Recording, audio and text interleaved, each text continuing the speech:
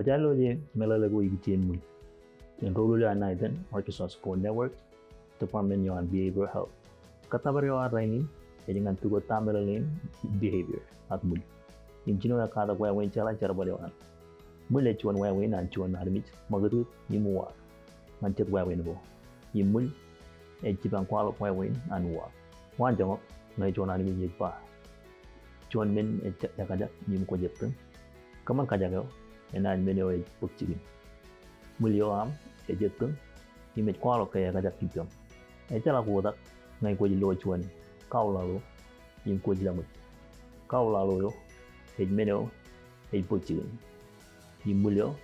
e ngai ko jilamut yim waween e kwalo kaya kumiyak yim ko jibu. E war ro waween go pukchigin. E ilo itu namut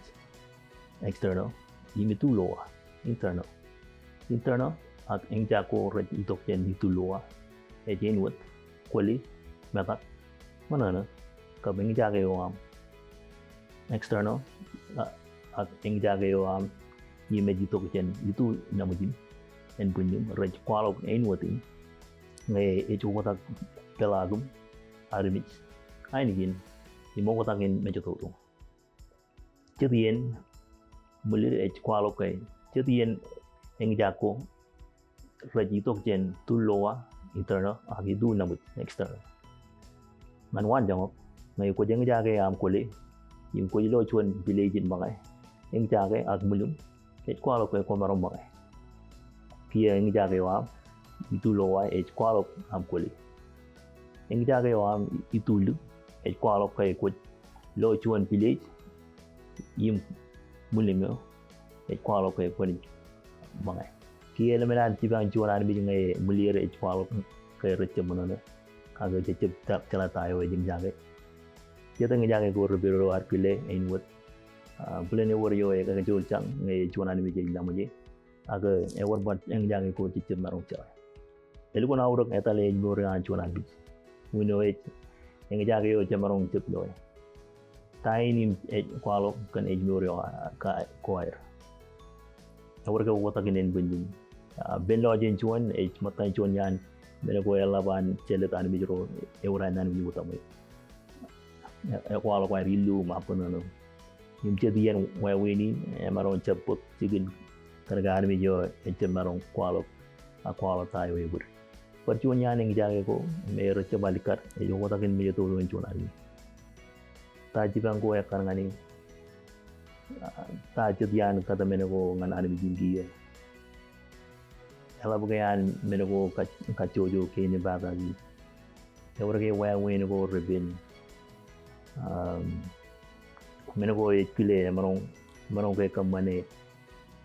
menego ekile marong kamanan yakarangan situation go an pancha bare wata ni me karga support ko recibang alik data jangan alamna kan ta go rawa mo ko dawat imra marong chile pancho rein yang menjaga air kam jaga yang menjaga air kar yang jaga acuan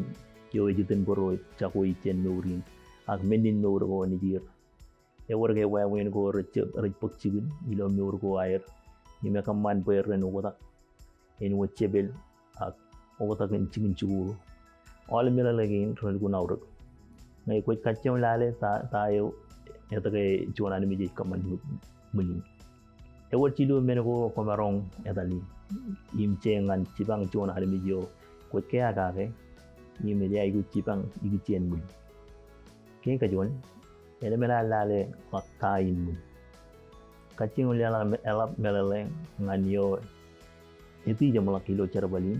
pehen marong kile palo im kamelele tan mul